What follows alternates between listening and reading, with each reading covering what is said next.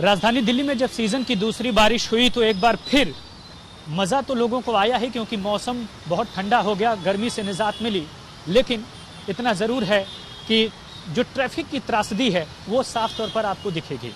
Office जब छूटा शाम को तो देखिए दरअसल अभी क्या स्थिति है। जब ट्रैफिक इसी तरह छूटता है, अमूमन कमोबेश ऐसी स्थिति शाम को हर रोज़ होती है, लेकिन जब जब बारिश हो जाती है तब स्थिति दूभर हो जाती है, क्योंकि ट्रैफिक न केवल धीमा हो जाता है बल्कि रेंग कर चलता है। चाहे वो कोई अक्षरधाम से जा रहा हो और उसे दीनदयाल उपाध्याय मार्ग की तरफ जाना हो, या फिर इसका उल्टा भी कर दें कि वह दिल्ली से निकल करके नोएडा या फिर गाज़ियाबाद जा रहा है और रिंग रोड का इस्तेमाल करके वो आगे की तरफ बढ़ना चाह रहा है, तो कमोबेश ट्रैफिक की ऐसी स्थिति आपको दिखाई देगी। दिल्ली एक ऐसा शहर है जहां पर ट्रैफिक को लेकर काफ़ी ज़्यादा इंतज़ाम किए जाते हैं। तकरीबन ट्रैफिक पुलिस के कई हज़ार जवान तैनात होते हैं ताकि किसी को किसी भी तरह की कोई दिक्कत ना हो। लेकिन ऐसा दिल्ली की त्रासदी ही कही जाएगी कि जब जब बारिश होती है कुछ ऐसा ही मंजर देखने को आता है, और कुछ इसी तरह का ट्रैफिक का जो हाल आईटीओ पर आप देख रहे हैं कमोबेश शहर के अलग अलग इलाकों में है। ट्रैफिक कंट्रोल रूम की बात करें तो जो अलग अलग बॉर्डर एरियाज़ हैं वहाँ पर पूरी तरह से ट्रैफिक जाम है और धीरे धीरे ही निकल पा रहे हैं लोग। लेकिन कहानी यही है कि जल भराव ज़्यादा हो जाता है और इस जल भराव के होने की वजह से ट्रैफिक को जगह जगह पर रोकना पड़ता है, और इसी वजह से लोगों को काफ़ी दिक्कत और परेशानी का सामना करना पड़ता है। साफ तौर पर देख सकते हैं और यही स्थिति आपको नज़र आएगी। लेकिन कई बार अलग अलग दावे कई एजेंसियां करती हैं जिसके ज़रिए ये कहा जाता है कि ट्रैफिक की जो जाम की स्थिति है उसे कम किया जाएगा। अलग अलग मौक़ों पर कई तरह के इंतज़ामात भी होते हैं, लेकिन नतीजा सिफर दिखता है। ख़ासकर उसी तरह जैसे एजेंसियां हर बार दावे करती हैं कि जो है पानी नहीं भरेगा, लेकिन जब जब ऐसी घटना होती है तब पानी भर जाता है। देखिए, खासकर अगर मैं डीटीसी बसों की ख़ास तौर पर बात करूं तो डीटीसी बसें जब भी चलती हैं इसी तरह से आपको दिखेगा कि वह एक लाइन ले लेती हैं और दूर तक अगर काफ़ी ज़्यादा संख्या में डीटीसी बसें होती हैं तो कोई भी गाड़ी सरक नहीं सकती।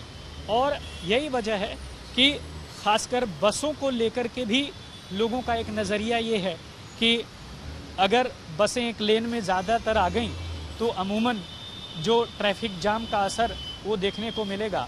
अब इसी स्ट्रेच को ले लीजिए जो हमारे कैमरामैन रितेश मिश्रा आपको दिखा रहे हैं। यह स्ट्रेच दरअसल अक्षरधाम से आता है आईटीओ के रास्ते, और एक जो देख रहे हैं आप स्ट्रेच यानी अक्षरधाम से आईटीओ वाला वो थोड़ा फ्री होता है। लेकिन इसके उलट जब आप सड़क के दूसरी तरफ देखते हैं आईटीओ से अक्षरधाम की तरफ जाने वाला रास्ता, तो ट्रैफिक रेड लाइट की वजह से ये ट्रैफिक रुका हुआ है। लेकिन जब यह ट्रैफिक खुलता भी है तब भी आगे की तरफ, यानी जैसे ही आप आईटीओ वाला पुल पार करते हैं और यमुना के पुल पर चढ़ते हैं तो उस स्ट्रेच में कुछ यही रेड लाइट वाली स्थिति जो इस वक्त आपके स्क्रीन पर दिख रही होगी, यही स्थिति आगे भी आपको दिखाई देती है। और जब जब बारिश हो जाती है आईटीओ से ऐसा ही मंजर चलता जाता है, अक्षरधाम तक ये जाता है, और इसका असर बॉर्डर के अलग अलग इलाकों में पड़ता है। यानी कोई दिल्ली से नोएडा में इंटर करना चाहता है, कोई दिल्ली से गाज़ियाबाद में इंटर करना चाहता है। इन दोनों ही मौक़ों पर ऐसी चीज़ें आपको नज़र आएंगी जिसके ज़रिए यह साफ तौर पर दिखाई देगा कि ट्रैफिक की क्या स्थिति है। ट्रैफिक के कई पुलिसकर्मियों का साफ तौर पर कहना है कि उनको बहुत सारी चीज़ें ध्यान में देखनी पड़ती हैं। खासकर जल भराव एक ऐसी वजह होती है, तकरीबन 100 से ज़्यादा ऐसे अस्थायी जगहें हैं जहां पर अक्सर जल भराव होता है, लेकिन जल भराव की स्थिति दिल्ली के अलग अलग इलाकों में है और यही वजह है कि सड़कें धंस जाती हैं और अलग अलग इलाकों में जो हमें परेशानियां हैं वो देखने में आती हैं। ज़रा देखिए, अगर ख़ासकर मैं इमरजेंसी व्हीकल की बात करूं तो अनलॉक का दौर है, लेकिन कोरोना के इस काल में सबसे ज़्यादा दिक्कत इन इमरजेंसी वाहनों को ही होता है, क्योंकि इनका गंतव्य तक, लक्ष्य तक, अस्पताल तक पहुंचने का जो टाइम है वो बढ़ जाता है। और ये सब कुछ होता है इसी बढ़े हुए ट्रैफिक की वजह से। इमरजेंसी वाहनों के लिए ख़ास तौर पर एक कॉरिडोर बनाया जाता है दिल्ली ट्रैफिक पुलिस की तरफ से, ताकि वो वाहन आसानी से निकल सकें। लेकिन दिल्ली ट्रैफिक पुलिस का एक टाइम होता है, सुबह से लेकर शाम तक आपको दिल्ली की सड़कों पर ट्रैफिक पुलिसकर्मी दिखेंगे। लेकिन अभी देखिए, शाम के वक्त की हालत ये है कि इमरजेंसी वाहन फंसा हुआ है ट्रैफिक में, और बावजूद इसके कोई आपको मूवमेंट दिखाई नहीं देगा। अगर मूवमेंट दिखेगा भी तो आगे जो एम्बुलेंस के आगे जो गाड़ियां हैं, अगर वह खुद से ही कोई एफर्ट करके उसे रास्ता देता है तो ही ये ट्रैफिक बढ़ता है।